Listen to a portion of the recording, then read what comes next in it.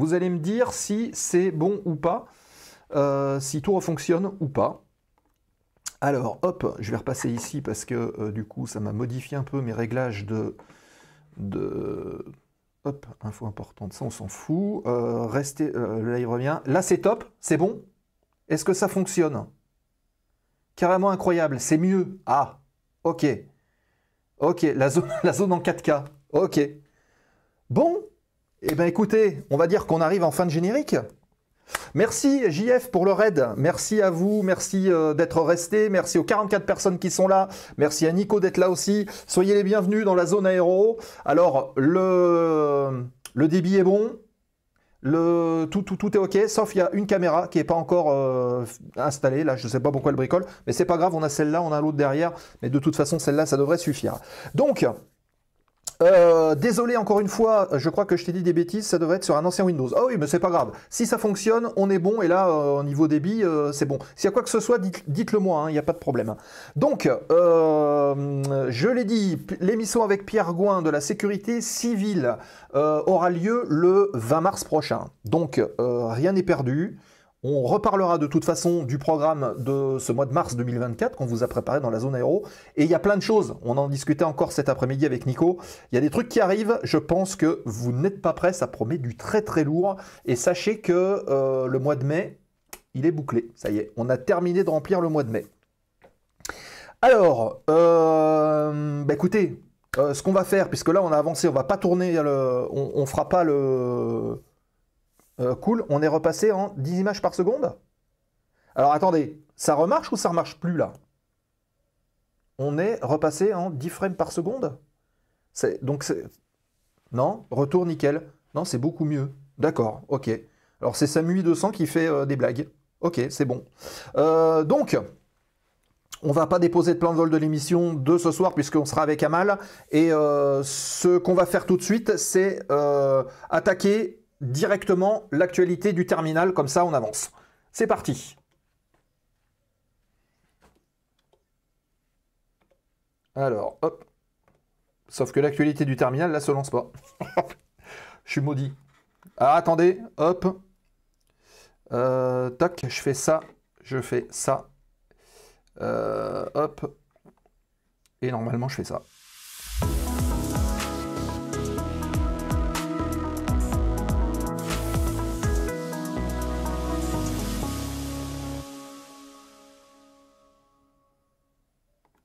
Voilà.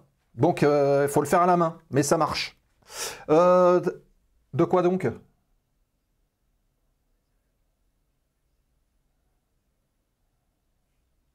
Ah oui, d'accord, ouais, c'est normal. C'est normal, c'est parce que, voilà, là, vous l'avez. Là, vous l'avez. Alors, on va tout de suite afficher... ouais, il y a des petits réglages, en fait, je suis en train de me rendre compte, là, qui n'apparaissent plus, mais c'est pas si grave que ça. Je vais l'afficher à la main, logiquement. Non, bah alors, c'est... on n'entend pas Nico. On n'entend pas Nico, on n'entend pas l'invité. Alors, théoriquement, on devrait t'entendre. Hein. Pas sur Twitch. Alors là, est-ce que vous entendez Nico, là? J'ai remodifié un petit truc. Alors là, est-ce que vous entendez Nico, là? 1, 2. Ah, c'est bon. Ça y est, c'est fait. C'est trouvé. Ah, c'est bon. Ça y est, c'est fait. Par contre, ouais, il y a de l'écho. C'est ce qu'on disait tout à l'heure. Il y a de l'écho. On entend même chez Nico. On t'entend même chez Nico. Ouais, c'est ça, ouais. Il blague pas, il fait semblant de parler en bougeant les lèvres. Ok, alors, attendez, attendez, mode studio, on va tout de suite basculer. Il faut qu'on affiche l'actualité du terminal, puisque c'est ce qu'on a lancé comme... toc, toc, toc. Et logiquement, le PDF, il est là. Hop, mode studio, on bascule. Ça doit être ici. Voilà. Ok, on est bon. Allez, c'est parti. Actualité du terminal de ce soir. On va parler un petit peu de Air Calin.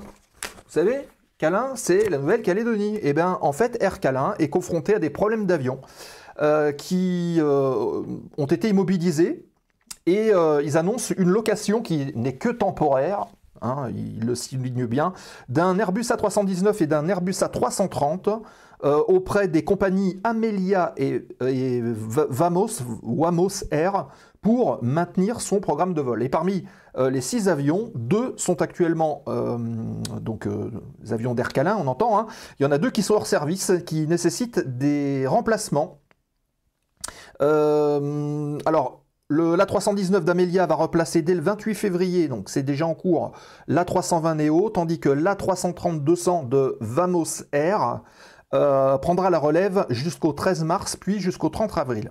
Enfin, du 13 mars au 30 avril. Les mesures sont prises dans un contexte qui est plutôt difficile pour le secteur aérien post-Covid, avec des contraintes, pour eux en tout cas, pour Air Calin, avec des contraintes sur la chaîne d'approvisionnement, comme beaucoup d'autres compagnies d'ailleurs, on en a déjà parlé, et bien que le secteur le confort en fait soit maintenu sur les différents secteurs des passagers, des classes de passagers, les avions de remplacement ne proposeront pas exactement le même niveau de service comme le Wi-Fi ou les écrans individuels par exemple.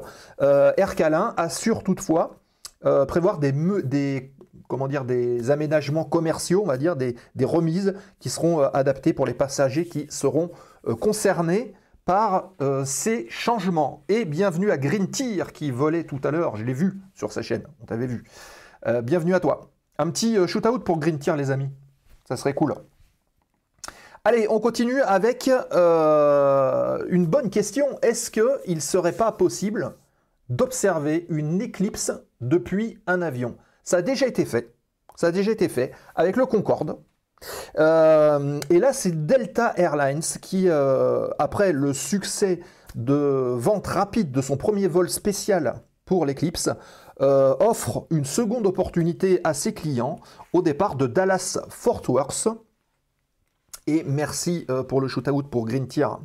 Donc le 8 avril prochain, initialement prévu d'Austin à Détroit en A220, le vol a suscité un fort intérêt, ce qui a incité la compagnie Delta à proposer un second vol en A321 Neo entre Dallas et Détroit. L'A320 Neo, économique en carburant, on le rappelle, offre diverses classes de sièges pour un confort accru. Delta précise aussi que les plans de vol pourraient être modifiés en raison de facteurs externes, dont notamment l'éclipse, la météo, etc. Et ceux qui préfèrent observer l'éclipse depuis le sol, Delta dessert également des destinations le long du chemin de l'éclipse pour pouvoir permettre à tout le monde de suivre ça de la meilleure des manières.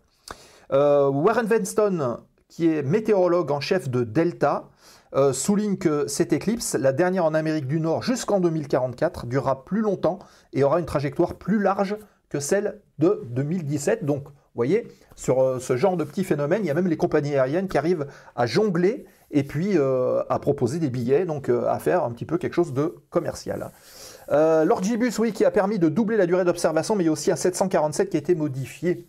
L'avantage du Concorde, c'est qu'il était supersonique à Mach 2, donc oui, ça permettait vraiment d'augmenter la durée, en effet. On continue avec un outil oublié. Vous avez vu, il est beau, c'est A380, ça va plaire à Pierre, ça. Hein. Il va regarder la prochaine fois, il va faire le tour de l'avion, lui-même. L'ATSB enquête sur un incident de débris d'objets étrangers, comme il le nomme, qui implique un Airbus A380 de Qantas à l'aéroport de Los Angeles le 2 février 2024, qui est survenu suite à une inspection de maintenance après un vol qui venait de Sydney. Un outil de tournage de turbocompresseur donc, a été découvert derrière les pales du moteur numéro 1 et il manquait depuis décembre 2023. Donc on l'avait perdu depuis décembre 2023 et là il est revenu tranquillement, peinard, derrière les pales du réacteur. Le rapport final est prévu pour le 1er juillet 2024 et Qantas, comme d'autres opérateurs d'ailleurs d'A380, a remis donc ses avions en service après la réouverture des frontières en 2022. Avant la pandémie, la compagnie aérienne australienne Qantas avait 12 A380 dans sa flotte et évidemment l'ATSB informera immédiatement les résultats de l'enquête. Voilà. On se demande combien de vols il a effectué avec. Ah ben c'est toute la question. C'est ce qui est intéressant, mais comme quoi, malgré tout, l'outil est resté derrière. Ouais, c'est ce que nous dit l'Orgibus. Alors imaginez-vous le temps pour retrouver vos valises. Quand vos valises n'arrivent pas en même temps que vous. Hein. Mais bon, ils y arrivent, hein, faut juste être patient. Allez, on continue avec Qatar Airways et les réseaux sociaux. Sous la direction du nouveau PDG Mohamed Al-Mir, Qatar Airways assouplit ses règles strictes concernant le partage de photos en uniforme pour le personnel de cabine sur les réseaux sociaux. Oui, il faut savoir que Qatar, justement, était assez strict sur ce truc-là. Cette décision marque un changement complètement radical hein, par rapport aux politiques antérieures qui menaçaient d'ailleurs de licenciement immédiat tout employé qui pouvait publier de telles photos sur les réseaux sociaux. Le nouveau président, donc Al-Mir, en poste depuis novembre 2023, cherche à instaurer un changement de culture. Il souhaite mettre en place une culture de confiance et d'autonomisation au sein de la compagnie, de permettre le partage de photos, en plus de permettre ce partage de photos, il a également aboli le couvre-feu nocturne pour le personnel navigant, parce qu'à l'époque, il faut savoir que le personnel navigant, bah, dès qu'il arrivait, pas le droit de sortir la nuit, et c'était contrôlé.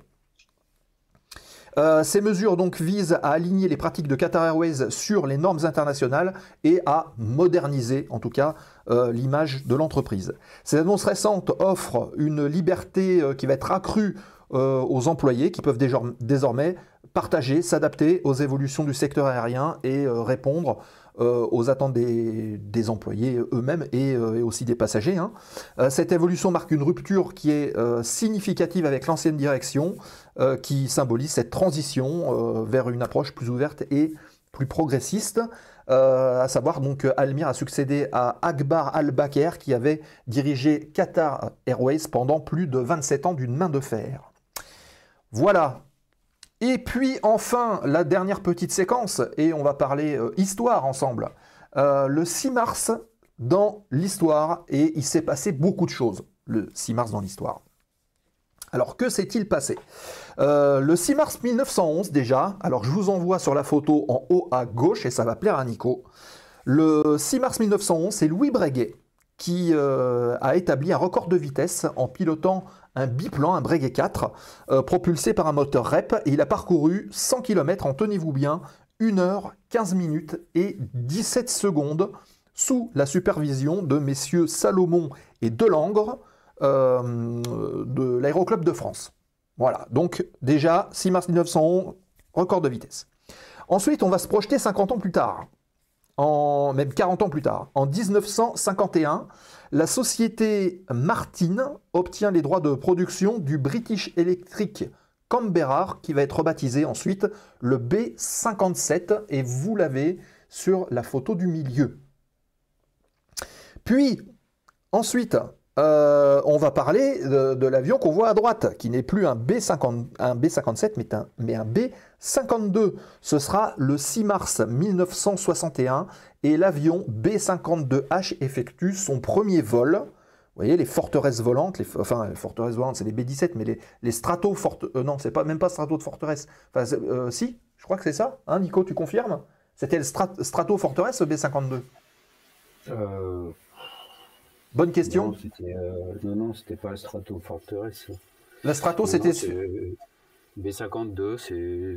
Je connais pas de nom, tiens, je vais regarder. Oh ben on va regarder. Nico regarde. Oui, nous dit Skyflyer. Voilà. Donc, 6 mars 61, et donc il est toujours en activité, cet avion. Le 6 mars 1968, là, on est en bas à gauche. En bas à gauche. 6 mars 1968, le vol 212 d'Air France. Et oui, c'était un avion Air France, il était comme ça. Strato Fortress, c'est ça. Merci Lord Gibus. Le vol donc 212 d'Air France s'écrase en Guadeloupe et cause la mort de 63 personnes. 6 mars 1968. Ensuite, on est au centre, et là, du coup, c'est plus Air France, mais c'est un SR-71 Blackbird.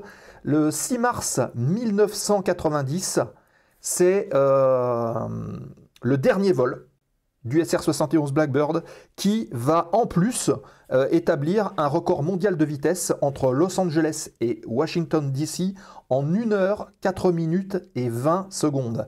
Alors c'est marrant, parce que vous prenez l'avion de Breguet en haut à gauche, il a fait 100 km en 1 heure 15 minutes et 17 secondes, Et bah, vous vous rendez compte, quelques décennies plus tard, le SR-71 Blackbird, 1 heure, 4 minutes et 20 secondes pour faire Los Angeles-Washington.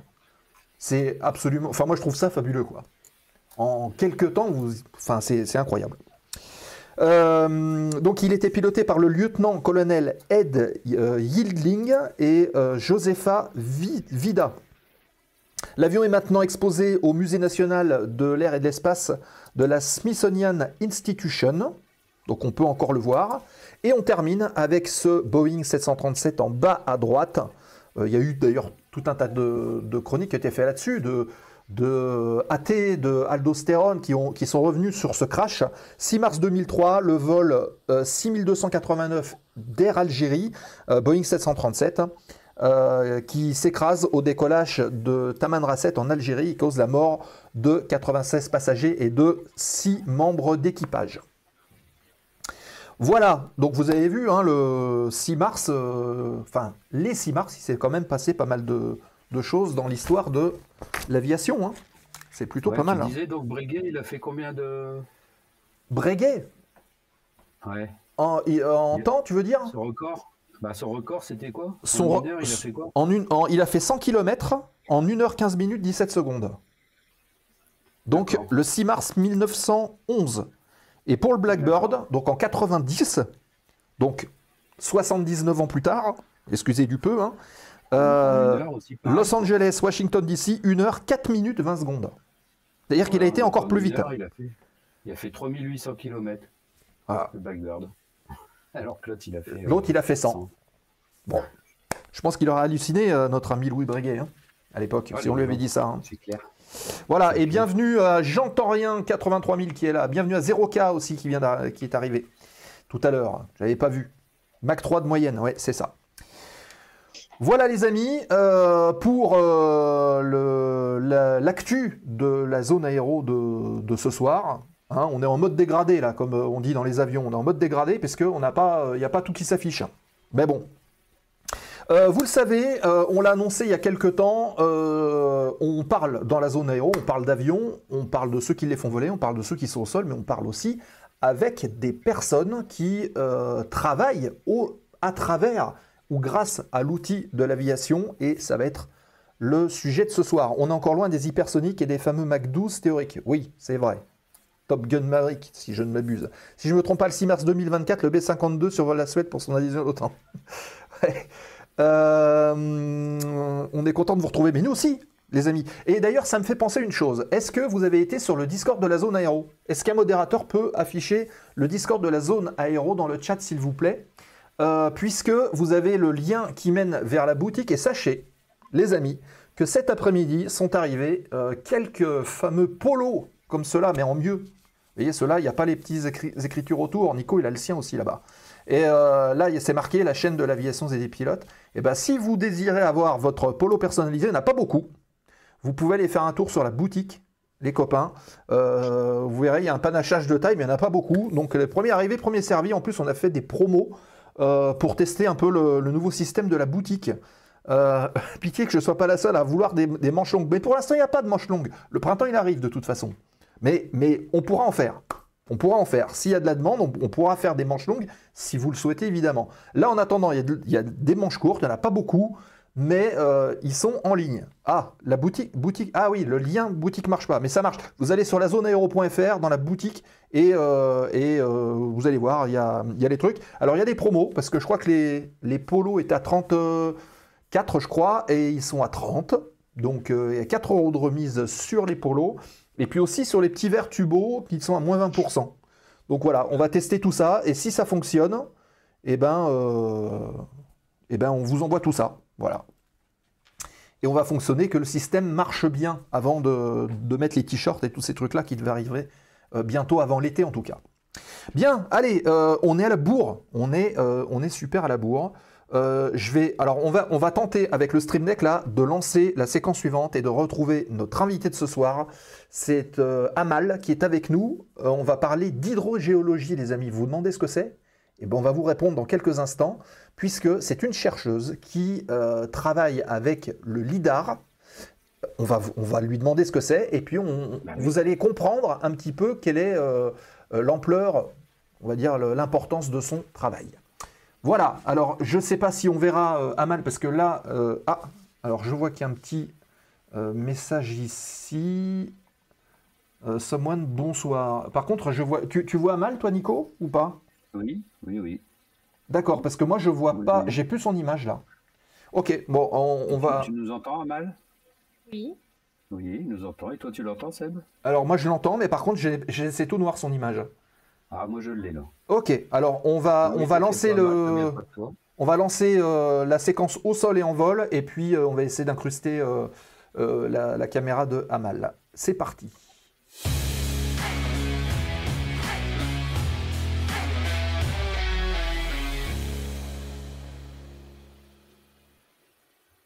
Alors, est-ce que ça va fonctionner? Eh oui, eh ben ça marche. Donc j'ai pas la petite image là-bas, mais je l'ai ici. Et on salue Amal, Sebaï qui est avec nous. Bonsoir Amal. Bonsoir, bonsoir Sébastien, bonsoir Nico, bonsoir tout le monde.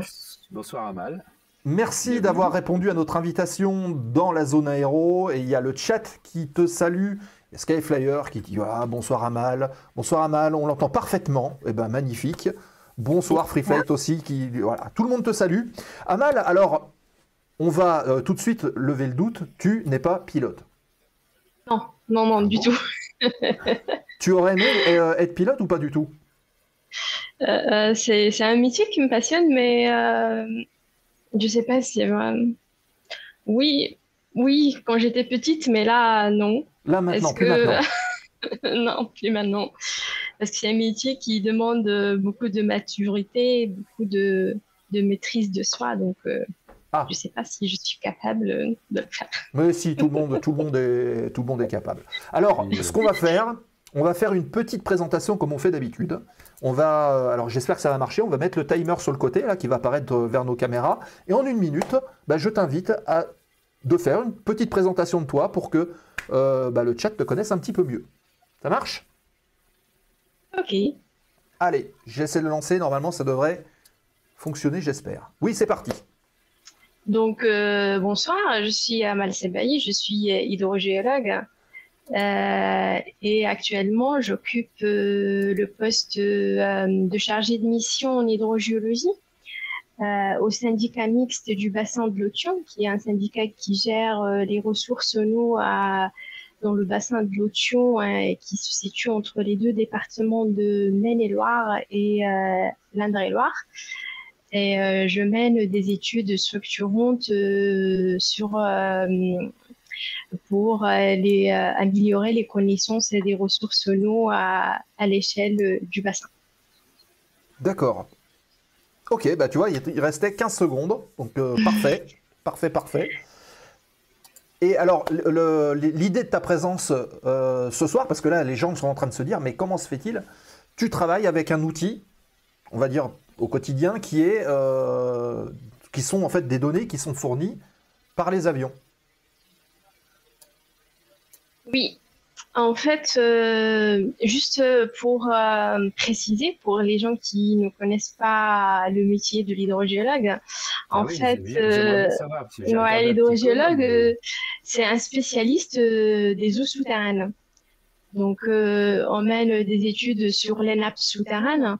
On essaie de comprendre leur comportement, leur évolution en fonction du temps. On évalue ces ressources pour pouvoir après mettre en place des plans de gestion et d'exploitation pour pouvoir les préserver. Donc, et on fait aussi tout le suivi quantitatif et qualitatif des eaux souterraines. D'accord. Donc pourquoi les eaux souterraines? Parce que en fait, pourquoi ils sont importantes pour nous du coup. C'est parce que en fait généralement les ressources en eau souterraines sont de bonne qualité et qui sont largement exploitées pour l'alimentation en eau potable et aussi pour d'autres usages tels que l'agriculture. Il est important de gérer ces ressources parce que ils servent comme un tampon pendant les périodes de sécheresse, hein, parce ces ressources, elles alimentent les cours d'eau pendant les périodes d'étiage, hein, et aussi elles sont bénéfiques pour les zones humides puisqu'elles aussi elles alimentent les zones humides, ce qui permet de conserver tout l'écosystème. D'accord. Alors, quand on parle d'eau souterraine, on pense aux nappes phréatiques, parce qu'on en entend beaucoup parler dans les médias. Ça concerne aussi ce sujet-là? Oui, en fait, il n'y a pas que les nappes phréatiques. Les nappes phréatiques sont généralement les nappes superficielles qui sont pas profondes, mais il y a aussi les nappes profondes qui sont beaucoup exploitées également pour beaucoup d'usages tels que justement l'irrigation ou l'alimentation en eau potable. D'accord. Ok. Alors évidemment, je le dis au chat, hein, si vous avez des questions d'ailleurs à ce sujet-là, profitez-en. C'est pas tous les jours qu'on a une hydrogéologue avec nous, donc posez vos questions. Vous avez entendu des trucs dans les médias, là on a quelqu'un qui connaît. Donc c'est pas des journalistes, c'est des vraies personnes, donc vous pouvez y aller. Il n'y a pas de problème. Oui. Alors, on est là pour ça. Voilà. Alors, le lien, parce que je vois que... alors, il y a Lord Jebus qui nous dit qu'effectivement, la Terre est un très bon filtre naturel, et Sky, qui nous dit l'aviation au service de l'écologie. Alors, comment est-ce que on est venu à se dire on va utiliser l'avion pour vos études? Ok. Donc nous, en tant qu'hydrogéologue, on utilise par exemple les données qui sont fournies par l'avion, que ce soit des données issues du lidar ou des données qui sont des photos aériennes. Donc il s'agit de la photogrammétrie. Donc, les photos aériennes, on les exploite pour étudier, cartographier un secteur bien défini, pour aussi pouvoir remonter dans le temps et comparer les différentes photos aériennes à différentes dates d'acquisition pour voir s'il y a une modification, par exemple, au niveau des cours d'eau qui ont été faites, pour voir les aménagements qui ont été mis en place et leur impact sur le fonctionnement des cours d'eau et sur les nappes souterraines. Aussi, on peut pouvoir détecter s'il y a une modification dans le paysage, s'il y a, par exemple, s'il y a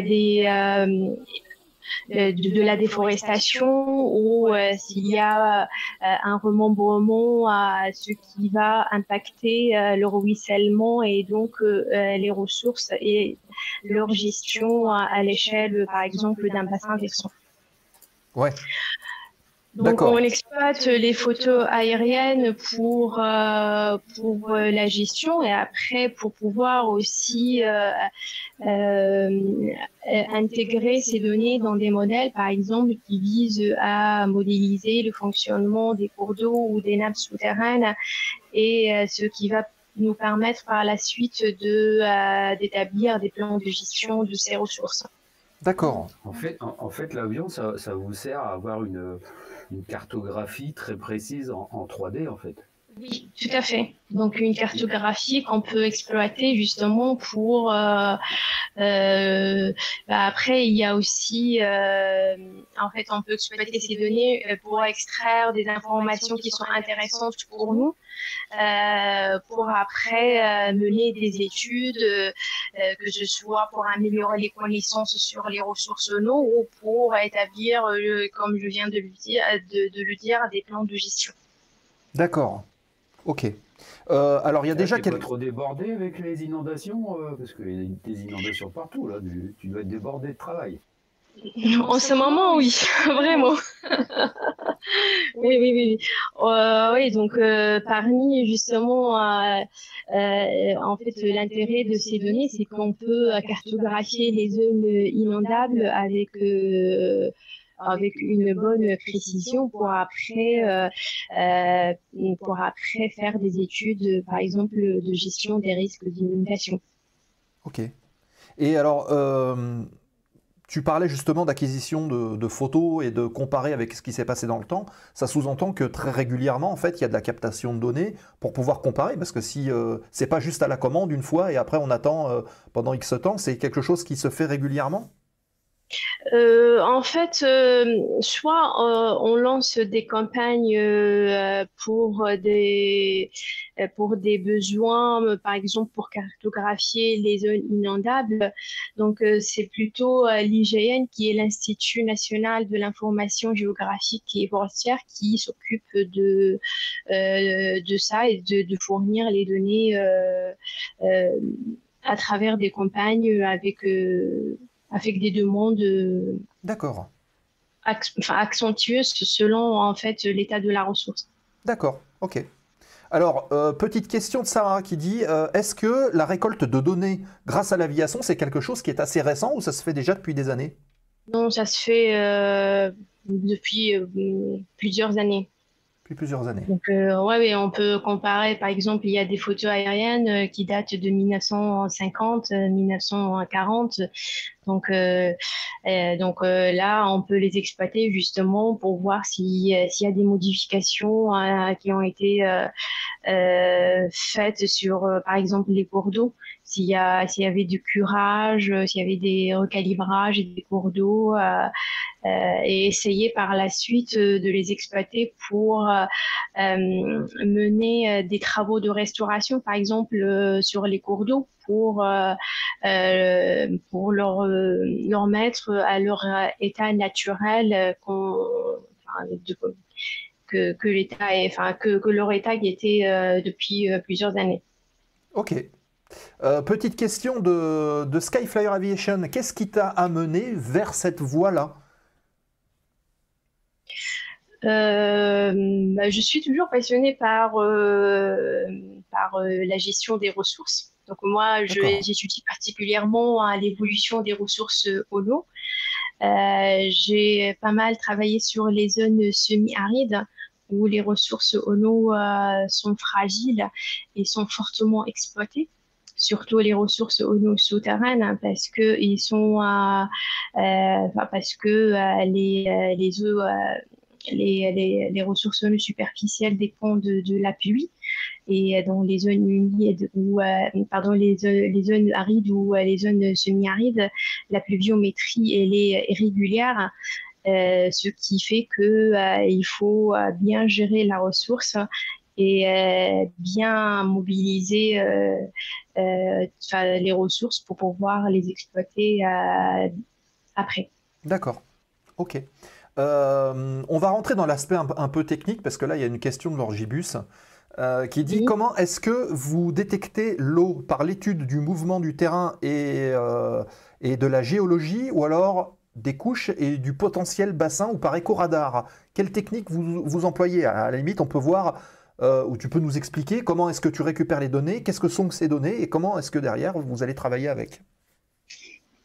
Euh, nous, on commence par cartographier déjà les aquifères, qui ce sont des formations géologiques qui contiennent l'eau Mhm. dans le sous-sol à travers un croisement de plusieurs données telles que les données géologiques, les données pédologiques, topographiques, et aussi en faisant des coupes géologiques pour voir où se situent les nappes exactement. On fait également ce qu'on appelle des ouvrages, des piézomètres, qui sont des ouvrages qui servent à suivre le niveau des nappes. Donc, ce sont des ouvrages hydrauliques, de sorte de forage dans le sous-sol pour aller capter la nappe qu'on veut suivre plutôt, et pour pouvoir après étudier son fonctionnement, son comportement, et pouvoir adapter le mode de gestion derrière.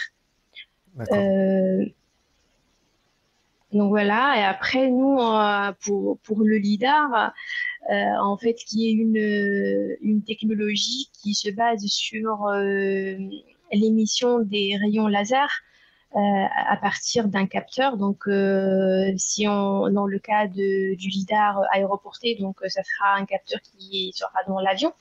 Mhm. Donc, il y a des émissions de rayons laser et après, vers des cibles ou un objet donné, tels que par exemple des bâtiments, de la végétation, du sol. Après, ces rayons laser qui sont interceptés par les différents objets vont être émis Mhm. et analysés par ce capteur, hein, qui détecte par la suite l'intensité et le temps de retour de chaque signal. Donc, toutes ces mesures après vont être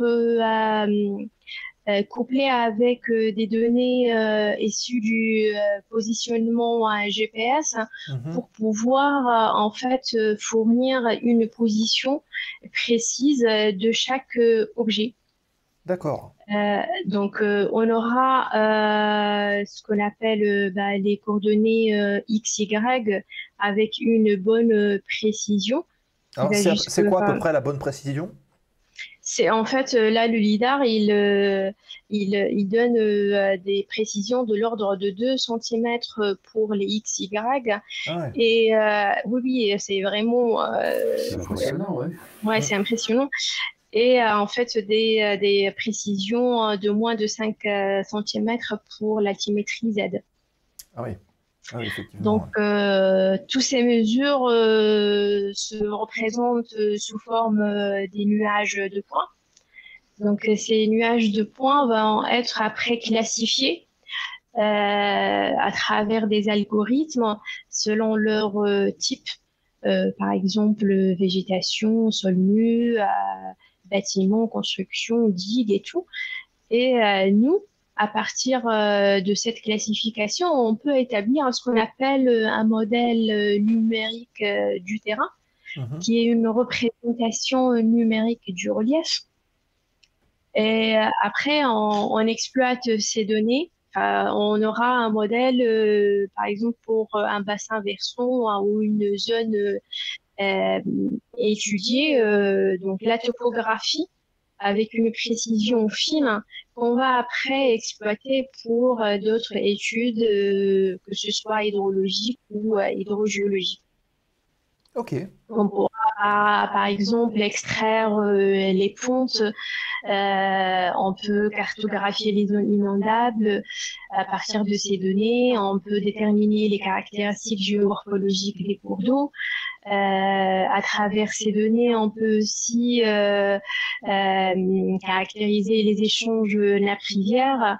Donc, ces données sont importantes pour tout type d'études hydrogéologiques et hydrologiques, en tout cas pour nous. D'accord. Alors, si on comprend bien, vous êtes en mesure d'analyser par exemple un cours d'eau et de pouvoir prévoir déjà est-ce qu'il peut déborder ou pas si jamais il y a des fortes pluies, ce genre de choses, et même est-ce qu'il peut changer sa trajectoire par exemple? Oui, tout à fait. Oui, à travers ces données, en fait, on peut détecter s'il peut déjà changer de trajectoire. Et après, s'il était déjà recalibré, donc on peut, à travers ces données, chercher l'ancien lit, par exemple, d'un cours d'eau et faire des travaux de restauration pour que le cours d'eau trouve son état naturel. Ok, d'accord. Donc en fait, réparer un peu les dégâts que peuvent faire les hommes. Tout à Ouais, fait. Au d'accord. final, c'est un peu ça. Ok. Petite question de Ben Moll qui dit, enfin qui demande plutôt, est-ce que le lidar est couplé à une centrale inertielle pour avoir ce genre de précision? En fait, je sais qu'il est en fait couplé à un système de navigation Mhm. qui normalement se situe. Enfin, je suis pas vraiment experte en lidar, hein, mais je sais que il y a un système de navigation qui est couplé avec un système de positionnement GPS qui se situe soit dans l'avion ou au sol pour pouvoir déterminer les positions de chaque objet. Ok. Et alors le lidar, lui, on suppose, enfin comment est-ce que, Enfin, comment est-ce que ça fonctionne? Il arrose une zone qui est large, ou alors on peut penser qu'un rayon laser, c'est super fin. Il envoie un seul faisceau, il regarde comment En ça fait, réfléchit. il envoie plusieurs faisceaux en même temps. Et en fait, c'est ça la particularité du lidar, c'est il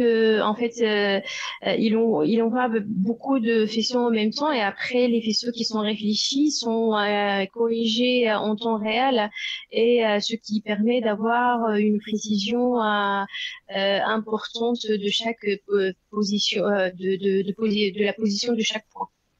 Ok, d'accord. Et après, ouais, donc effectivement, on regroupe l'ensemble. Et ben après, il y a des gens comme toi qui attaquent les études et qui répondent quelque part à des commandes qu'on peut leur faire. C'est les collectivités locales, Oui, c'est des particuliers, c'est qui? D'ailleurs, on peut se poser la euh, question. tout le monde peut exploiter ces données en fait. En ce moment, la France mène un programme de cartographie 3D sur tout le territoire de la France. Donc, on Mhm. aura les données gratuitement hein, sur le site de l'IGN qu'on peut exploiter du coup dans toutes les études qui demandent ce genre de données. D'accord. Alors, il y a Lord qui demande est-ce qu'il y aura un lien ou un site internet qui pourrait répondre justement à cette question-là, ou est-ce qu'on peut retrouver finalement ces données-là? Oui, c'est le site de l'IGN D'accord. en majuscule, où il y a tout le détail sur la campagne que mène la France actuellement hein, pour cartographier tout le territoire. On peut accéder également aux données, que ce soit brutes ou corrigées. Hmm. Autre petite question de Lord Gibus qui nous dit qu'il habite pas loin il est dans le Calvados, donc pas loin du bord de mer, et il a entendu dire qu'il y avait une campagne de relevé lidar à haute précision qui avait été effectuée pour évaluer la montée des eaux. Est-ce que tu as des informations là-dessus ou pas? Euh, Je sais qu'ils mènent ce genre de campagne justement à la demande des fois des collectivités territoriales ou des préfectures pour justement évaluer s'il y a une remontée des eaux ou s'il y a des inondations. Donc, bah, je j'ai pas les détails, mais je sais que ça se fait. Ok, ça marche. Ouais, Nico. Ouais, non, c'est une petite question. Vous n'êtes pas trop gêné par les arbres, les bâtiments qui pourraient un peu gêner la En fait, euh, cartographie, on va dire, géologique? En fait, la particularité du lidar, c'est que justement, même en présence de végétation, il arrive à détecter les micro-reliefs, même en présence par exemple, dans un secteur forestier, on peut vraiment avoir de la donnée précise, même s'il y a de la végétation. Ok. Ah, c'est un peu peut-être ce que utilisent les archéologues là, en Amazonie là, Si, oui. pour Donc, détecter des pyramides, tout ça sous la végétation, sous la jungle en tout à fait. fait, tout à fait. C'est parmi en fait le domaine, enfin des domaines qui utilisent le lidar actuellement, c'est l'archéologie. Ah oui, ok. Et ils arrivent en fait à, comment dire, à percer le sol ou c'est basé sur quoi? Sur du relevé de quoi? De température, d'hygrométrie dans le sol? En fait, c'est plus de la topo, enfin c'est les reliefs en fait. C'est à partir s'il y a des tombes par exemple ou des petites cavités qui ont été creusées à un moment donné. Donc le lidar, il arrive à les détecter. Ah ouais, et donc quelque part ça attire l'attention en disant peut-être qu'ici il y a quelque chose? Ouais. D'accord, Pour ok, aller fouiller et faire plus d'études, enfin en plus en détail sur le terrain. ok. Alors techniquement, comment est-ce que ça se passe? Parce qu'une fois que les pilotes ont fait leur campagne, ils doivent, je suppose, balayer une zone. Comment ça se passe après? Les données, c'est eux qui les récupèrent, ça part à l'hygiène vous les envoie, vous faites une demande spéciale, comment ça fonctionne? Avant, on fait des demandes spéciales, mais maintenant, c'est vraiment, enfin, comme je viens de le dire, c'est accessible sur le site de l'IGN. On peut collecter les données directement, en fait. Ok, Donc D'accord. en fait, il y a des algorithmes qui permettent de faire des corrections, des classifications des objets. Mhm. Et après, même les GN, ils fournissent des modèles numériques, etc., qu'on peut exploiter nous directement. D'accord. Ok.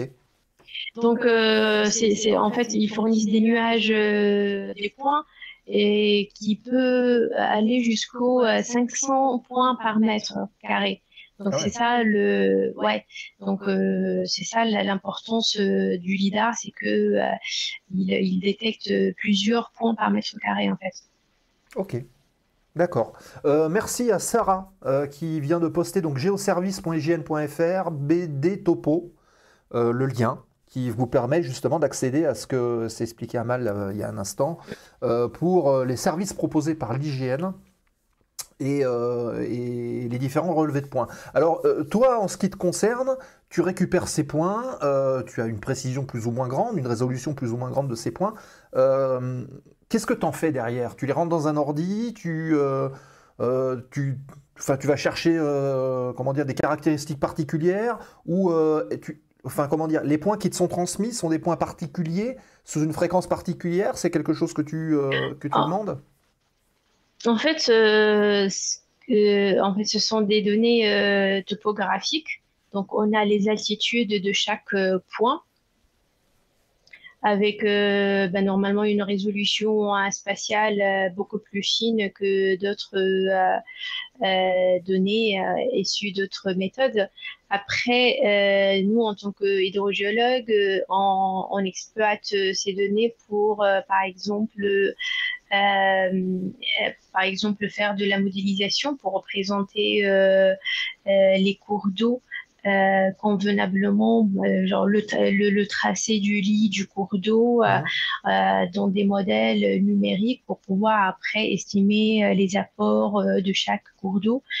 On les utilise aussi dans la restauration des zones humides. Par exemple, pour cartographier les micro-reliefs, les fossés, les cours d'eau, les plans d'eau, pour après les exploiter pour faire des études de restauration de ces zones humides, par exemple.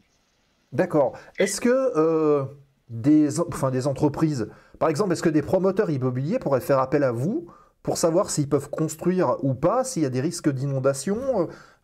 C'est vous qui arrivez en modélisant, j'allais dire à simuler. Vous avez des logiciels qui font ça? Oui, oui, oui, oui.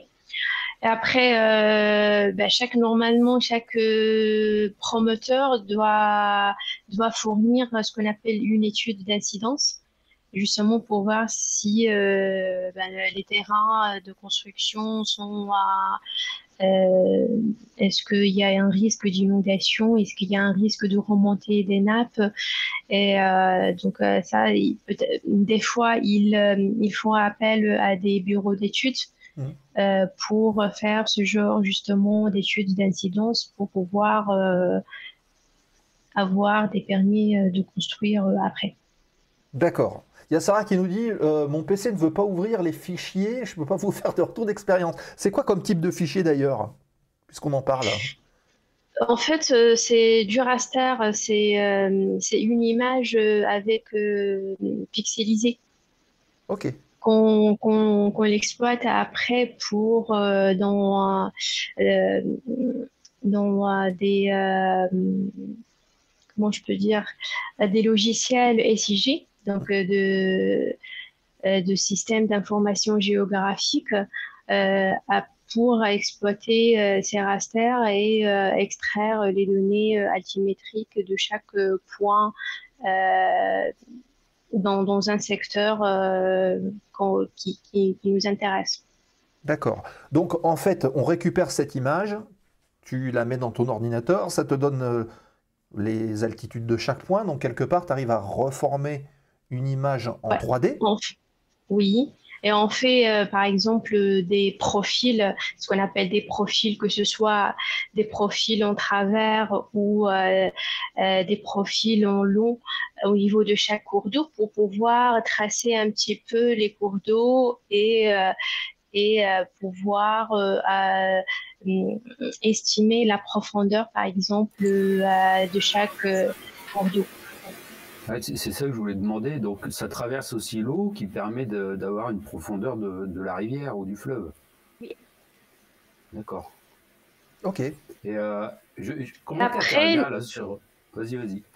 Et après, nous, par exemple, on a la topographie du fond du lit du cours d'eau.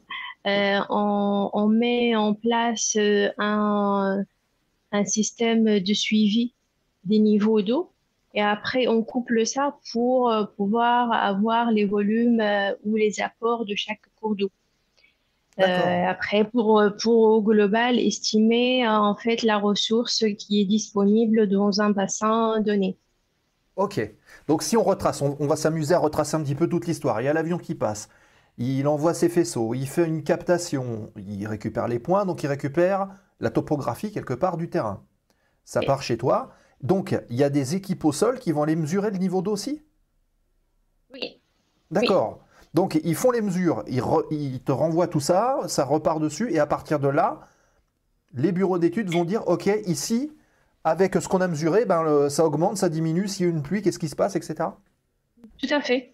On essaie de suivre justement le niveau d'eau dans les cours d'eau ou dans les plans d'eau ou dans les lacs pour pouvoir tracer un peu l'évolution temporelle, pour Mhm. pouvoir après faire des prévisions, pour après estimer les volumes qui sont stockés dans les plans d'eau, par exemple, pour pouvoir après les utiliser en irrigation ou dans d'autres, enfin pour d'autres usages du coup. D'accord. J'avais vu un reportage il n'y a pas très longtemps là, dans les médias, puisque on arrive sur un peu oui, la fin de la saison de ski. Il y avait eu un reportage qui avait été fait sur les retenues d'eau que certaines stations font pour garder quelque part de la matière première et fabriquer de la neige s'ils en ont besoin. Est-ce que vous avez un droit de regard sur ce genre de choses? De créer des retenues d'eau, Ouais. tu veux dire? En l'occurrence, des trucs qui sont artificiels, mais qui vont quand même mobiliser de la ressource pour fabriquer de la neige, avec des canons à neige et ce genre de choses. Après, ça dépend en fait de la disponibilité de l'eau et de la pression sur les ressources en eau. Généralement, c'est ce type de réserve artificielle enfin, ce n'est pas recommandé de le Hmm. faire. Mais après, ça dépend des conditions météorologiques et de la disponibilité de la ressource. D'accord. Oui, donc vous n'êtes pas jugé parti, on va dire. Est-ce que vous pouvez à un moment donné dire, bah non, là on a fait une étude, ça marche pas, ou on déconseille de faire ce genre de choses, mais après, bon, c'est eux qui gèrent. Nous, par exemple, en tant que collectivité territoriale et qui est porteur d'un schéma d'aménagement directeur de la ressource, en fait, si on a des demandes d'autorisation de création de ce type de réserve, ben, en fait, une étude, on essaie de regarder l'impact de par exemple, de cette retenue sur les ressources en eau et on donne que ce soit un avis favorable ou défavorable à la création de ce genre de retenue d'eau D'accord. sur notre territoire, du coup. Ouais. Ok. Euh, Sur le secteur où tu travailles, puis je vois que Nico veut poser une question juste après. Sur le secteur où tu travailles, euh, est-ce que tu as vu des modifications tangibles sur l'évolution des cours d'eau depuis ces dernières années ou ça reste à peu près pareil? En fait, sur le territoire du bassin de l'Otio, il y avait une forte modification des cours d'eau dans les années 70 où on a essayé de tout drainer, de faire les cours d'eau à rectiligne pour pouvoir en fait laisser passer l'eau à une vitesse énorme et cela a eu un impact sur la continuité écologique Et sur du coup la disponibilité en eau, on a moins d'eau qui s'infiltre, on a moins de la recharge des nappes. Donc toutes ces modifications ont impacté le fonctionnement des hydrosystèmes sur le bassin de Lutchon. D'accord. Ok. Et est-ce que ce travail-là, il va être aussi en lien, donc ça me fait penser aussi irrigation, arrosage avec l'agriculture? Oui, Ouais. parce que en fait, l'idée dans les années 70 de tout drainer pour pouvoir assainir les parcelles pour un objectif de mettre en place une agriculture, Hmm. par exemple dans les basses vallées de l'Autuan. Donc c'était ça le principal objectif de tout modifier, tout faire en rectiligne pour justement pouvoir exploiter les parcelles qui sont des anciennes zones marécageuses. D'accord. Ok. Nico, tu voulais poser une question? Ouais, je voulais. Là, en ce moment, avec les inondations, comment tu interviens là-dessus? Parce que les inondations, c'est temporaire. Bon, enfin, les gens du Nord, ils vont pas aimer ce que je viens de dire là. Mais voilà, à un moment ou à un autre, il y aura plus l'inondation. Mais est-ce que vous profitez de ces moments-là pour faire une étude des inondations? Comment tu interviens? Après, en ce moment, nous, on essaie de gérer au mieux parce que il y a des parcelles qui sont inondables et que les propriétaires en fait réclament une intervention. Donc après, on a dans le bassin de Lutchon, il y a un système en fait d'ouvrages hydrauliques qui permettent de tout, de régler un peu et une station d'exor qui permettent de pomper l'eau depuis notre bassin vers la Loire, ce qui permettrait de faire diminuer le niveau d'eau dans les cours d'eau pour pouvoir atténuer un peu les inondations. D'accord. Ok.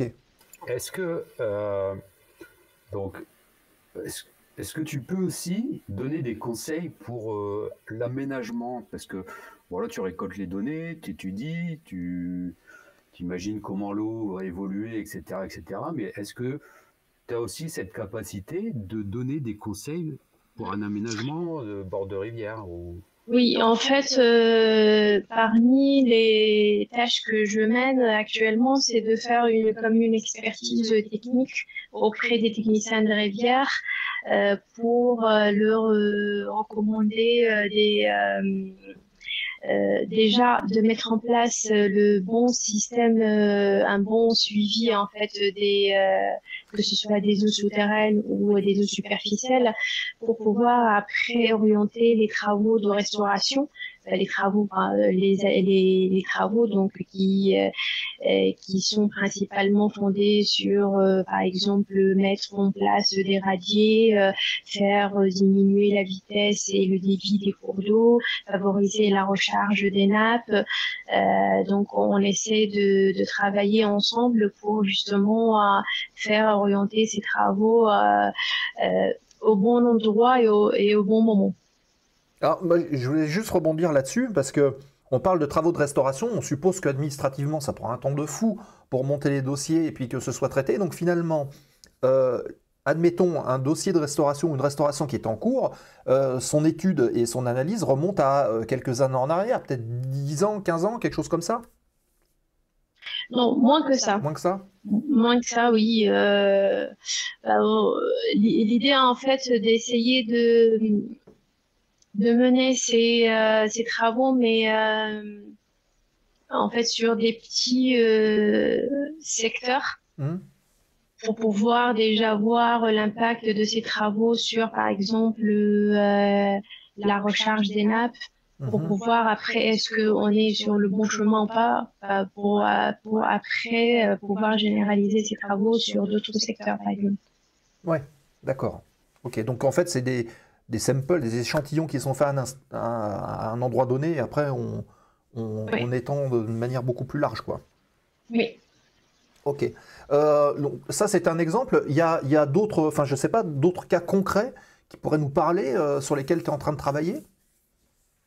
Actuellement, je pilote une étude qui est une étude qu'on appelle une étude HMUC, qui est l'étude de H c'est hydrologie, M c'est milieu, U c'est usage, c'est climat. En fait, cette étude vise à déterminer les volumes prélevables sur notre territoire, mais en prenant en considération la particularité, c'est de prendre en considération le volet climat pour pouvoir préserver après la ressource. En fait, cette étude vise à estimer des volumes qui sont prélevables, des volumes souterrains et des volumes superficiels à travers un modèle hydrodynamique qui est couplé superficiel souterrain pour pouvoir estimer combien on a de l'eau sur notre territoire et comment on peut le partager tous ensemble. Donc, il y aura une phase finale de concertation pour pouvoir partager ces volumes entre les différents acteurs, les différents usagers, tels que l'industrie, l'agriculture, l'AOP et d'autres usages. Alors, euh, justement, petite question là-dessus. On sait aujourd'hui que les températures globales, tout le monde le voit, hein, on parle du réchauffement climatique, on parle de l'augmentation des températures. On parle aussi de sécheresse, puisqu'on voit aussi des avions de la sécurité civile qui vont éteindre des incendies de plus en plus haut. Donc ça aussi, c'est un signe. Est-ce que les données prédictives que tu utilises aujourd'hui, quelque part, vont être encore valables dans quelques années, sachant que on sait que la pluviométrie diminue de manière un peu globale. Comment est-ce que vous arrivez à l'anticiper, ça? Par exemple, dans cette étude HMUC qui vise à étudier, donc on fait on applique justement des réductions qui sont en lien avec le changement climatique, donc des réductions sur par exemple la pluviométrie ou l'augmentation de la température qui va impacter aussi l'évapotranspiration et donc l'estimation des volumes évaporés. Ça, c'est pour justement avoir des volumes qui peuvent être représentatifs, par exemple à moyen terme. Parce qu'on Ok. connaît que le changement climatique, toujours, il y aura des perturbations qui sont en lien avec avec ce changement climatique, qu'il y aura toujours une augmentation de la température et une perturbation de la pluviométrie à l'échelle, en tout cas, de notre bassin. Ouais. Et ça, tu le vois depuis quelques années aussi? Tu le constates? Oui, Ouais. oui. Oui, j'ai mené une étude sur l'évolution de la pluie et de la température. J'ai exploité des données depuis 1957, Mhm. depuis 1957 jusqu'à 2022, du coup. Sur la pluviométrie, il n'y a pas vraiment une diminution de la pluviométrie sur notre bassin, le bassin de l'Othion. Toutefois, on a une augmentation de l'ordre de 2 degrés Celsius de température moyenne entre 1957 et 2022. D'accord. Donc, notre bassin versant, il est aussi impacté par le changement climatique. Ok. Alors, autre petite question, après peut-être que Nico en aura une aussi. Euh, la question que je me pose, c'est est-ce que il serait pas judicieux, parce que tu en as parlé un petit peu tout à l'heure, de laisser en fait les cours d'eau revenir à leur état naturel, ce qui permet de recharger les nappes. Donc ça, première idée. Mais deuxième idée, est-ce que on peut pas aussi un peu le contrôler? Enfin, quel est le juste milieu là-dedans? Est-ce que c'est pas trop compliqué? Est-ce qu'on s'arrache pas la tête sur ces cas-là, quoi? Oui, c'est compliqué. Donc, d'où il faut faire plus d'études poussées justement pour pouvoir bien gérer en fait les cours d'eau. Ouais, d'accord. Ok. Et c'est vrai que quand on pense au cours d'eau, on pense aussi à toute la biodiversité qu'il y a autour, hein, sur les berges et puis à l'intérieur des cours d'eau, les poissons, etc., quoi, hein. Oui, Nico. Oui. Ouais, non. Est-ce que aussi le domaine côtier, la mer, ça intervient aussi dans ton domaine? Oui, parce que en fait, il y a Tu parmi, vois, par par exemple, exemple, un cas de l'ensablement du mont Saint-Michel, est-ce que ça rentre dans ton domaine aussi, par exemple, ce genre de cas? non, pas forcément. De mon côté, j'étudie plus en fait les impacts, par exemple, des prélèvements sur les nappes souterraines côtières, parce que Ah ouais. les prélèvements en fait vont impacter la ressource, la qualité notamment de la ressource par ce qu'on appelle l'intrusion marine. Donc, il y aura un phénomène, en fait, il y a un changement au niveau du biseau salin et donc Ouais. on aura une en fait entrée de l'eau de mer dans les nappes souterraines, ce qui va impacter la qualité. Cela est dû principalement par les prélèvements dans les nappes, mais aussi par la remontée du coup des mers suite au changement climatique. Ouais, parce que ça, c'est vrai que, bon, on le comprend comme ça, mais on imagine bien la nappe phréatique avec la mer à côté, on pompe dedans, donc on crée du vide quelque part, on aspire de l'eau, bah forcément, ça se remplit. Si ça s'évacue avant dans un côté, bah ça se remplit de l'autre, c'est les vases communicants. Tout à fait, ouais. Voilà. Donc il faut y aller avec modération, comme on dit, pour éviter de boire de l'eau de mer, les copains, hein. Ça va être moins bon, hein. Ouais. Euh, Autre question. On parle beaucoup dans l'agriculture, effectivement, de l'irrigation, de l'arrosage. Il y a des cultures qui demandent énormément d'irrigation. Je pense au maïs, par exemple. Est-ce que il n'y a pas aussi quelque part une sorte de réflexion à avoir par rapport à ces cultures-là qui demandent énormément d'eau en fonction des ressources? Est-ce que des fois vous pouvez tirer la sonnette d'alarme en disant attention, là, par rapport à ce qu'on prélève et par rapport à ce qu'on utilise, il peut y avoir un souci pour le quotidien? Oui, parmi les objectifs de notre syndicat, c'est justement en fait de faire adapter les pratiques agricoles euh, euh, à la disponibilité de la ressource à l'échelle de notre bassin.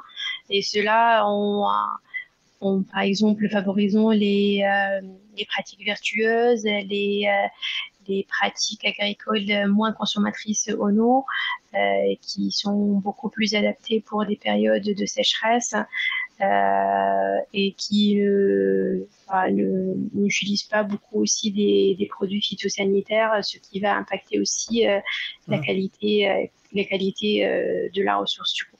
Oui, parce que c'est vrai que tout ce qui est phytosanitaire qu'on répand dessus, finalement, quelque part, ça se retrouve après dans le bas. Ça aussi, Oui. vous avez moyen, en fait, de l'étudier ou Mm. de le simuler? Oui, oui, oui. En fait, on fait des analyses qui nous permettent justement de voir la pollution que peut connaître, que ce soit une nappe souterraine ou au niveau des cours d'eau. Donc, on fait souvent des analyses, que ce soit des analyses biochimiques ou des analyses pour détecter des pesticides ou des produits phytosanitaires. D'accord. Ok. Bon, bah moi je trouve ça super intéressant, hein. On apprend plein de trucs. Et c'est vrai qu'on est parti du point de départ d'une mesure en avion et Ah. finalement l'avion est au service de tout le reste. C'est incroyable. Oui, Du coup, j'ai une petite question. Voilà, est-ce qu'on peut toujours boire l'eau du robinet? Ça me Ah, rassurerait de savoir. t'as pas de maïs chez toi, Nico. ouais, c'est une question. Tant qu'elle est là, euh, en fait, le du robinet, ça dépend de quelle ressource elle provient, mais généralement, les services qui sont concernés par fournir cette eau font le nécessaire pour que cette eau soit de bonne qualité et buvable du coup. Alors, je sais bien qu'on peut boire l'eau du robinet dans n'importe quelle région en France, mais est-ce que l'eau est meilleure quand même, l'eau du robinet est meilleure quand même quand on est plus vers la montagne ou plus vers les champs ou Vers la mer. vers la mer? Moi, je dirais ça dépend en fait de la ressource captée. Ça dépend. Mhm. Par exemple, je sais que les eaux souterraines sont généralement beaucoup moins en fait contaminées par exemple, enfin, elles sont moins polluées du coup que les eaux superficielles. Donc, si on a plus, enfin, si l'eau elle provient d'une nappe qui est de bonne qualité, ça dépend aussi de la composition chimique de chaque nappe souterraine. Ouais, Donc, bien sûr. il y a beaucoup de paramètres qui jouent. C'est le filtre naturel, quoi. Hein. Ouais. La nature fait bien les choses. Mm. Alors, j'ai des questions. Alors, j'ai une question qui vient d'arriver. Ah, attention, hein, parce que à mon avis, c'est une question de spécialiste. Quelles sont les mesures mises en œuvre sur le bassin versant de l'Othion? Restauration de zones humides, restauration hydromorphologique du cours d'eau, renaturation du bassin versant, des imperméabilisations. Est-ce qu'il y a des exemples de tout ça? Des exemples de suivi ou Des mesures mises en œuvre justement pour les restaurations de zones humides et ce genre de choses?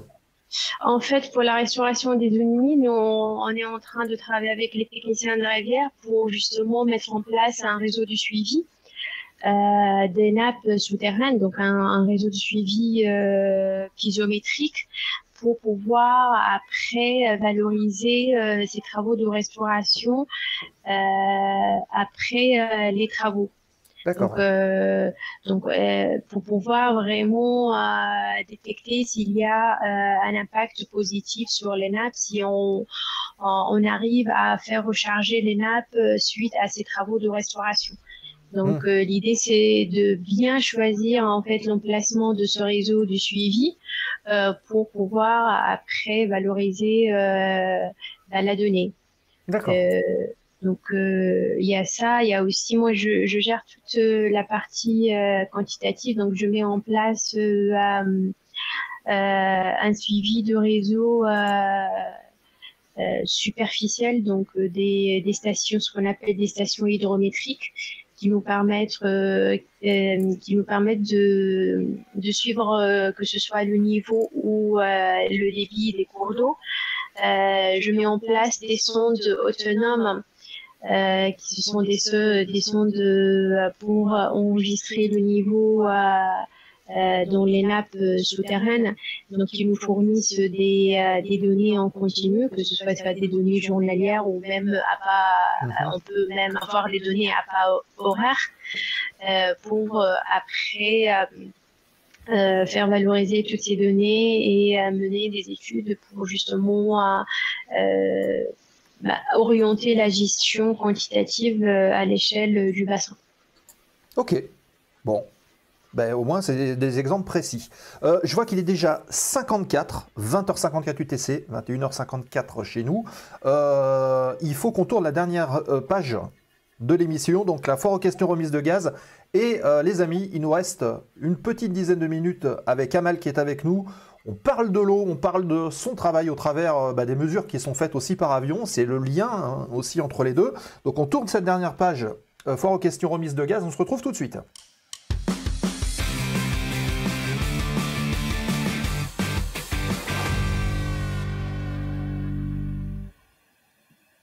La séquence remise de gaz, fort aux questions, avec vos questions dans le chat si vous souhaitez encore. Vous avez 5 petites minutes pour poser vos dernières questions à Amal qui est avec nous ce soir pour parler justement de son métier au travers, on va dire, ou grâce aussi à l'aviation et aux technologies qui sont embarquées à bord des avions. Première petite question qui est posée par Sarah, on va l'incruster ici. Est-ce que c'est pas trop dur de négocier avec les agriculteurs qui veulent, eux, préserver quelque part leur culture au détriment du reste? Oui, en fait, c'est dur de faire convaincre ce type d'agriculteurs Donc, nous, à l'échelle de notre syndicat, on mène ce qu'on appelle des visites écoute conseil où on fait appel à des bureaux d'études qui sont spécialisés dans ce genre d'études pour pouvoir en fait mener de la concertation, discuter avec les agriculteurs, les orienter vers d'autres pratiques qui sont moins consommatrices en eau et pour pouvoir après préserver la ressource en fait pour avoir une responsabilité collective à l'échelle de notre bassin. Ok. Lord Gibus, bon, on le prend avec humour, cette petite question. Est-ce que tu as déjà découvert un trésor ou quelque chose comme ça au moyen des données que tu as exploitées ou une découverte un petit peu originale? Chaque jour, c'est une découverte pour moi, mais toujours si j'arrive déjà à comprendre qu'est-ce qui se passe dans un endroit où on n'a rien comme données et qu'après j'essaie un peu de comprendre si ça pour moi c'est une découverte déjà. Eh oui, bien sûr. Alors, hop, je fais disparaître la petite question de Lord Gibus, et moi j'en ai une aussi. C'est toi, en tant que hydrogéologue, est-ce que tu es en mesure de connaître ou de nous indiquer des endroits qui risquent d'être en tension, donc en manque de ressources d'eau dans les années à venir? On parlait de... en fait, on en parle beaucoup. Tout le monde sait qu'on est à côté de Nîmes et que Nîmes... des fois, c'est compliqué. On est très souvent en sécheresse, en zone rouge pendant longtemps. On ne peut pas faire ce qu'on veut. Est-ce que toi, tu connais déjà des régions qui risquent d'être impactées à plus ou moins long terme? Moi, je pense que tout le sud il est impacté en fait. Tout le sud de la France,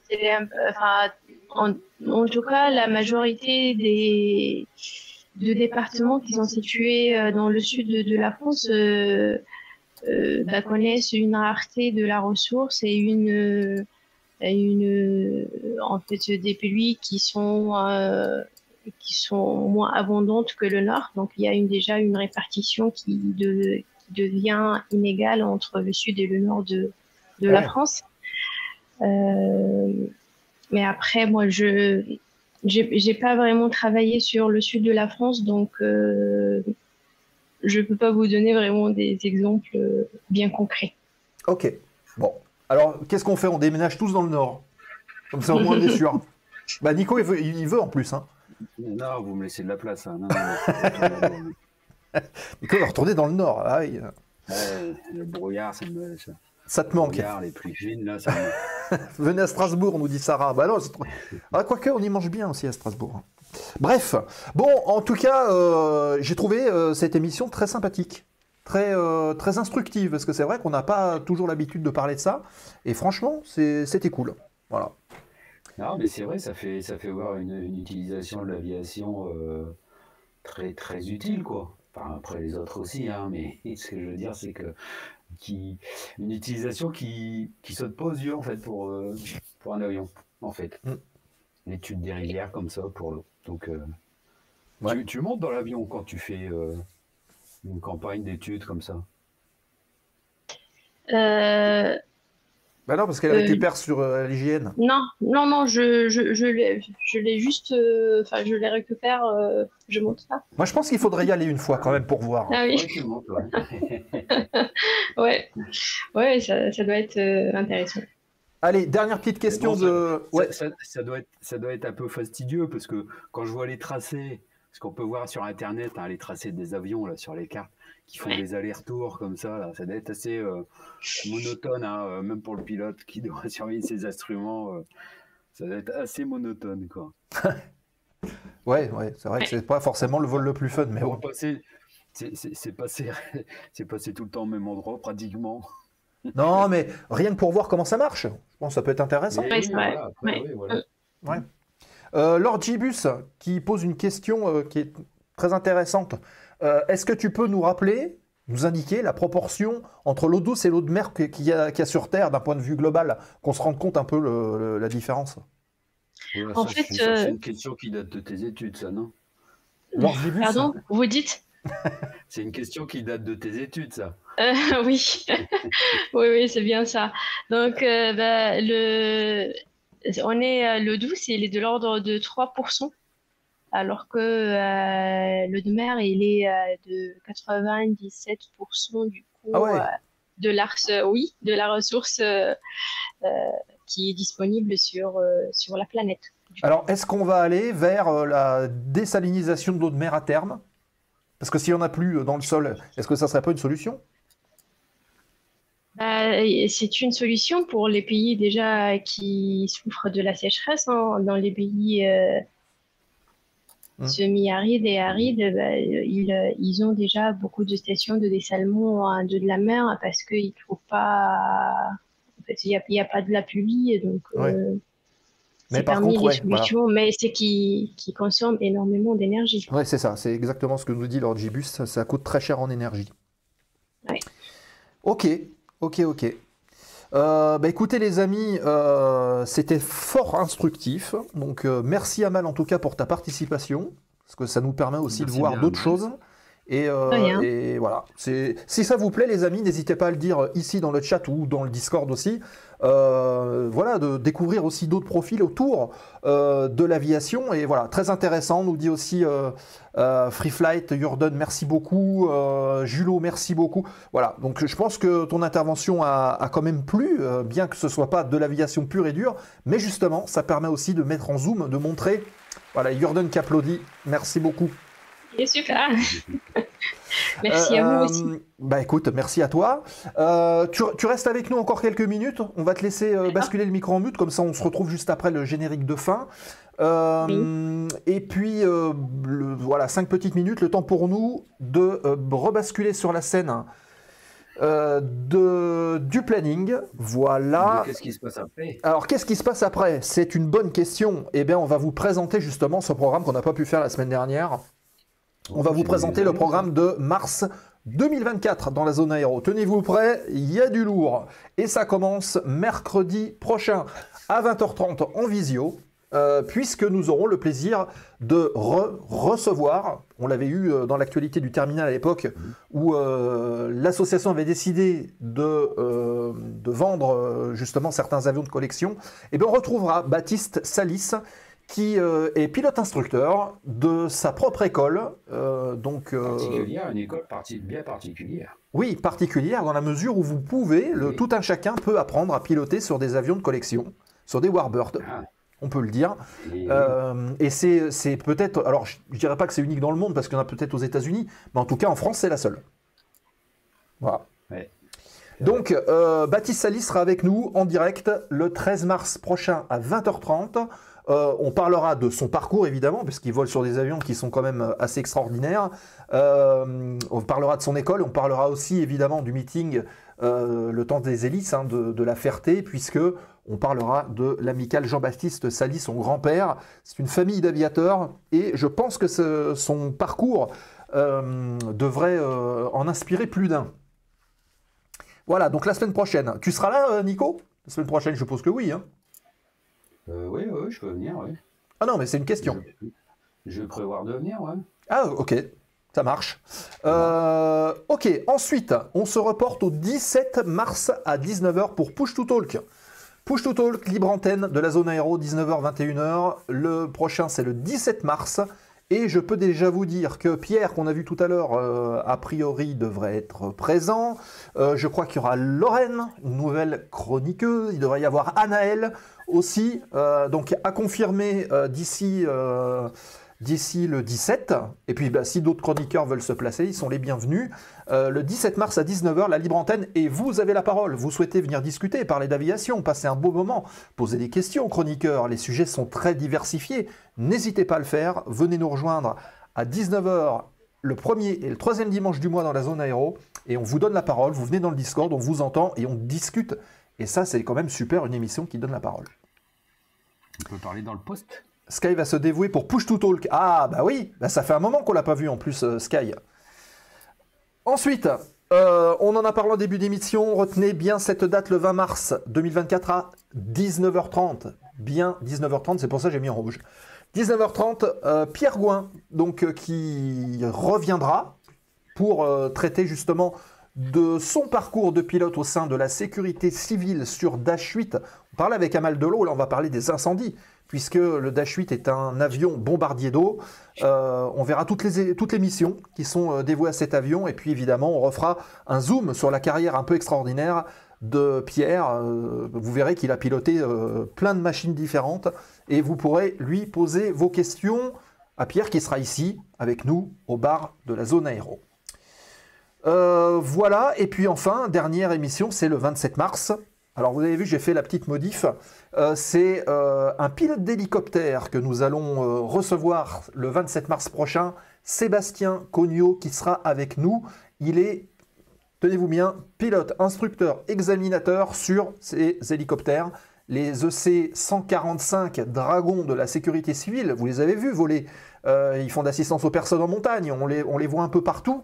Eh bien, Seb, il viendra nous voir et il nous parlera de son métier, il nous parlera de son parcours, il nous parlera des machines. Et si tout va bien, on essaiera d'aller faire quelques images à la sécurité civile pour voir un petit peu les machines de près. Et on essaiera de vous les montrer pendant que Seb sera là. Il pourra les commenter en temps réel, l'intérieur, l'extérieur. On vous fera découvrir un petit peu tout ça de près. Donc retenez la date, c'est à 19h30 aussi, puisque Sébastien sera avec nous ici en direct, en plateau. Voilà pour le programme de la zone aéro de ce mois de mars 2024. J'espère qu'il vous plaît, hein, parce qu'on a quand même des invités de prestige. On peut le dire. On peut le dire. Voilà, on en a terminé pour l'émission de ce soir. Merci à toutes et tous. Nous, on va lancer le générique de fin, on va retrouver Amal. Je vous rappelle que vous avez l'excellente émission que nous avions faite il y a 15 jours avec le général Emmanuel Josse de la gendarmerie qui nous avait raconté des petites anecdotes bien sympathiques.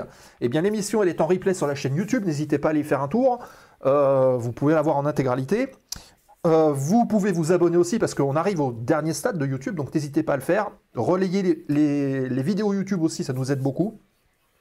Les réseaux sociaux, ah oui, ça aussi, les réseaux sociaux, la semaine dernière, nous avons rejoint TikTok. Voilà, c'est un essai. On va voir ce que ça donne. TikTok. Ouais, TikTok. On va essayer. Okay. Il y a beaucoup de gens qui nous ont, qui m'ont dit oui, il fallait, voilà. Je ne sais pas s'il y a la commande. Il faudra peut-être faire la commande. Ça, c'est notre ami Jordan qui va le faire d'une main de maître. Mais sur le site de la zone aéro, vous avez le lien du compte TikTok. Donc, on a déjà mis quelques petits trucs. Donc, n'hésitez pas à nous rejoindre sur les réseaux sociaux, évidemment. Les podcasts, aussi toujours gérés par notre ami Julot. Vous avez loupé un épisode de la zone aéro. Vous êtes en voiture, vous êtes au volant, vous êtes où vous voulez, en vélo. Vous pouvez récupérer les émissions en podcast et les écouter à loisir. Et d'ailleurs, en parlant de Julot, n'oublie pas la bande-annonce. Ah oui, il faut qu'on fasse la bande-annonce. Le Discord aussi de la zone aéro pour prolonger l'échange pendant toute la semaine et retrouver le programme qui est d'ailleurs en ligne et à jour sur le Discord. Et puis voilà. Et puis le raid dans un instant. Qui allons-nous raider dans un instant? Alors, hop, qui allons-nous raider? Il y a Asgard, il y a le Capi... Ah, il y a Cumulus. Et ben voilà, on peut aller faire un petit tour chez Cumulus, ça fait longtemps qu'on n'y a pas été. Notre ami pilote chez EasyJet, pour ne rien dire de plus. Cumulus 69. Voilà, Cumulus 69. Si quelqu'un peut préparer le raid, s'il vous plaît, ça m'arrangerait parce que là, j'ai pas mes boutons.